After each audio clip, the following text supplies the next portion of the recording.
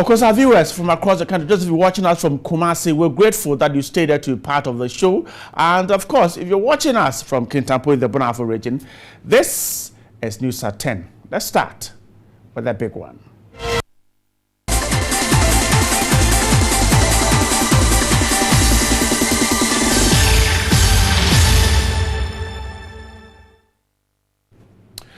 Thanks so much for staying there. Now, let's start with some political news, because a political discussion on Eboboba radio, Fox FM, that's the program is called Eboboba. That was on Fox FM. We're told almost turned bloody when about 6 macho men stormed the studio, beating up Ban Achamfor, a discussant, and an NPP activist. The men, who allegedly drove to the premises on 3 motorbikes, are believed to be members of the NPP from the headquarters. Ban Achamfor, a member of the NPP, was rushed to the hospital after the beating, which left him with swollen eyes. These were the recordings obtained from the station as the fight ensued. Yabasa police for MPP for metrophobia baha almost sanyama yabasa police for yes Ramo yes a police for mra hey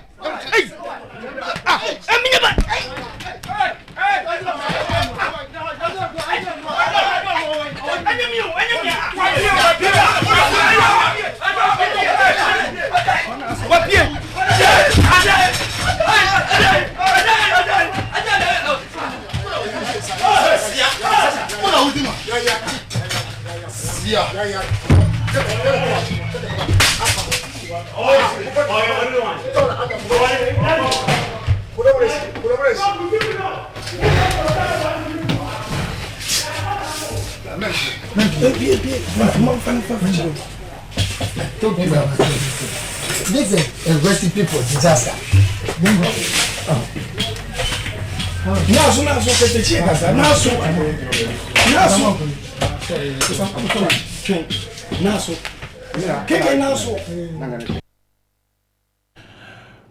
Right, so those were recordings obtained at the scene of the incident there.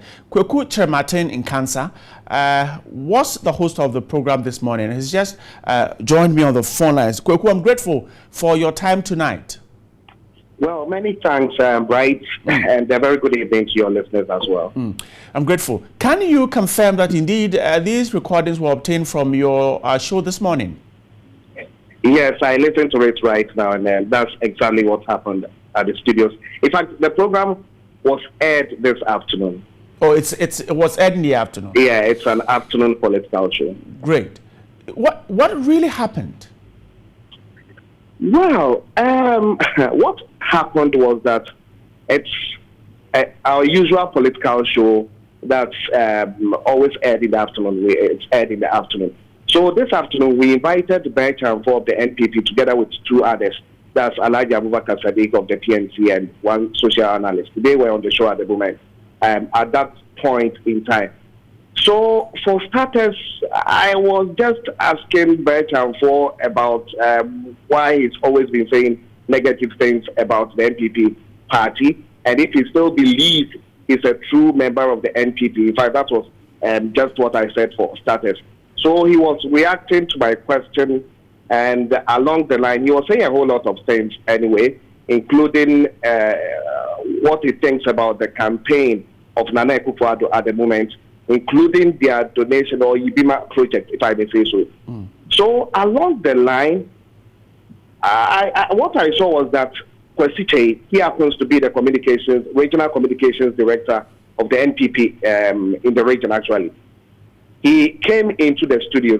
He was not part of the program, but he was able to talk to my producers, and he came in apparently to react to some of the things Ban Achamfor was saying. So he was in the studio for about 5 minutes or so, standing quietly and just listening to Ban Achamfor. While the program was going on with Ban Achamfor on the floor, one of my colleague presenters came in quickly to alert me that I should just call in the police on air, because some macho men are breaking into our premises and they will be forcing their way into the studio to attack us. So I should call in the police on air. So he actually spoke into the microphone and alerted or called in the police on air. Before we realized what was happening, I saw that they forced open the door into our studios. And quickly, I stood up from behind the microphone because I just had to do something. So I quickly stood up from behind the microphone. And one of them hit me hard on the chest. But I realized the situation was becoming something else. So I quickly bypassed. That's why as I was going out, I realized that about one or two of them were still walking in. But I believe they didn't really know me by face. So I just bypassed them quickly and walked out. And they attacked my colleague presenter and eventually attacked by Chanfo as well. So we called in the police officials. We called them again and they came in to save the situation. But when they came, the people had already left. So that's exactly what happened. And what has the police told you? It's gone past 10 p.m. Has the police confirmed perhaps if they've made any arrest or perhaps have some hint as to who to pick? Yes. We went to the police station to write our statement, and they also took the communications director in as well. But the macho men who came to do attack us had actually left by the time they came in. And they realized, in fact, they realized that Chanfo had a red eye. His eye was swollen. So they also asked him some questions and escorted him. Eventually took him to the hospital. So the police, we've written our statement, but they've made no arrest at the moment. They just took in Kwasiche, the regional communications director, and I believe they questioned him. So investigation is ongoing. And what is the situation at your premises at the moment in terms of security? There is calm at the moment for now, yeah. Nkansa, we're grateful for your time tonight. Kweku Chemate Nkansa was the host of a show this afternoon which saw some macho men attack Ba Chanfo and those within the studio on a political discussion program. We told the police is handling the case. We'll get you more information. Let's move on. The Electoral Commission says registered voters who have misplaced either their ID cards can still vote in the November elections. However, those who need replacement of lost ID cards will have to pay 5 cedis. The Electoral Commission is charging 5 cedis for the replacement of lost voter identification card ahead of this year's elections. The Commission explained this was based on the constitutional instrument CI-91. CI-91 Regulation 15 Sub-Regulation 2 states that the Commission shall, on the basis of the recommendation of the district officer, authorize the issuance of a replacement voter identification card to applicant at a cost to be determined by the Commission. Commission's Director of Elections Samuel Tete explained the Commission decision was also based on the alarming rate at which people request for replacement of the ID cards. People do not actually attach much importance to the holding of the ID card because it is free. It will seem as if that if people are also made to pay for it, then it means that they can also keep their ID cards properly. Already some concerns have been raised about the purchasing power of some Ghanaians to afford 5 cedis fee for the replacement of the card. Commission's Director of Elections Samuel Tete explained that the cost was determined based on the materials needed to produce an ID card. The law says at a cost to be determined by the Commission. So we can actually say that because of maybe changes in the prices of maybe laminates and other things that we use to replace the cards, we have decided to charge this for the replacement of the card. This development, many fear, may force some people to engage in double registration, which will eventually disenfranchise them. While another concern was the possibility of some political parties taking advantage to sponsor those who cannot afford on the condition that they vote for that party in this year's elections. Samuel Tete disagreed, explaining that even those without ID cards can vote in this year's elections. You get to the police station and even you don't have an ID card and you have your name on the register, and the barcode is scanned, I hope you get me, and your picture pops up, definitely you can do what? Go and then vote. He says electoral laws regulating the replacement of lost voter identification card can be reviewed in future regarding the cost and other aspects. Let's speak to Dr. Evans Agri-Dakun. He's a senior political scientist from the University of Ghana, Department of Political Science. He's just joined me on this discussion. Dr. Agri, grateful for your time tonight. Yeah, good evening, Bright. How are you doing? I am great. I hope you're fine too. Yeah, we're coping quite well, yes. Let's start from here. The law clearly says that EC can go ahead and charge for replacement. But the question is, if 5 cities is prudent, how would you address this? Yeah, thank you. The participation is important. If we want to participate in the state on the governance process, is very important. That is why in most cases some of these things are free. If you look at the registration, if you look at the ID cards we are given, among others, the critical role even the ID card, plays.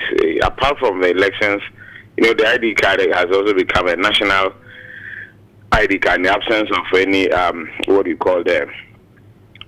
any serious ID card that we have. We use this voters ID card for a number of things.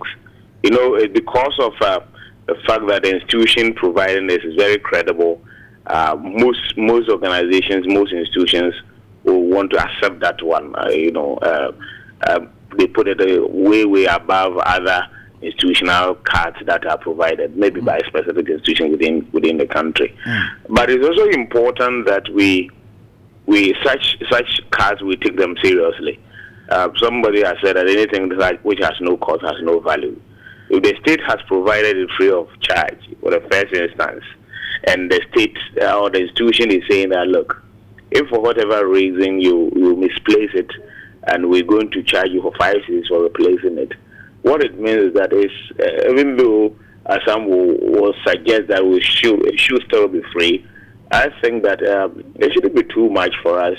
The institution itself, don't forget, that must also generate some internal revenue, if some IGF, to be able to finance some of these a lot of things that they undertake. So if the state is saying that, look, if we want to replace it, then pay this token so that will facilitate so that we don't continue to overburden the state. Don't forget that democracy is very expensive. It's an expensive enterprise. Right. And a lot of resources that we use in financing the election, for instance, is so phenomenal. But if you do cost-benefit analysis, what we're saying is at least the money is worth it. I mean, we get our money's worth by ensuring that at least we are going to change our leadership, or we're going to renew their mandate from time to time in line with a very important principle of good governance, which is what we call political accountability. That's phenomenal. So I don't think that we should be too worried, provided that the little resources that we're going to generate from this put to good use, for the entire citizenry to really benefit, increasingly build the capacity of the institution to take out some of the running costs. I don't think it's something that we should be worried about yet. Finally, what about the concerns that if you're going for a replacement, you're paying 5 cities, and so people will rather prefer to go and register as new voters, thereby being able to dodge the payment of 5 cities?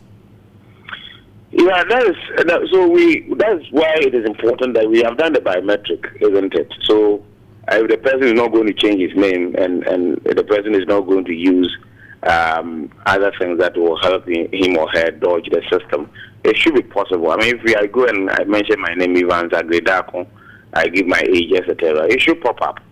The system must be such that if we are going to do re-registration instead of just going for replacement, it should be possible for you to be identified, so that we don't really continue to undermine the sanctity of the voters register. I think it's important that we take responsibility for some of the things that we do as a people.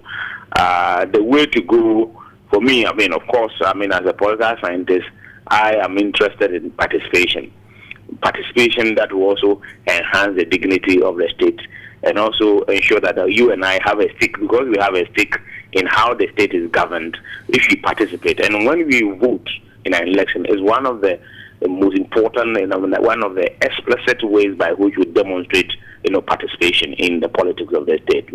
I recognize that must be done, but I also recognize that we can't continue to treat things as though they have no value, and therefore people will treat them anyhow. It's important. I know people will travel, for some of these to go to maybe the centers where the replacement will be done. But I don't think 5 cedis is too high a price to pay for the cost of replacing this card. I think it will also instill in us some sense of responsibility. Are going to be so responsibility. That's the word I wanted to look for. Some sense of responsibility, so that we take some of these national assets, seriously, and ensure that at least we don't run our state institutions down. Provided, as I indicated, some of these internally generated resources will be plowed back into making sure that the institutions are much more credible and they have the requisite resources to run some of the things that they have to run without necessarily depending on the state all the time. Yes. I'm grateful, Dr. Aggrey, for your time this evening. He's a senior political science lecturer, Department of Political Science, University of Ghana, talking to me there.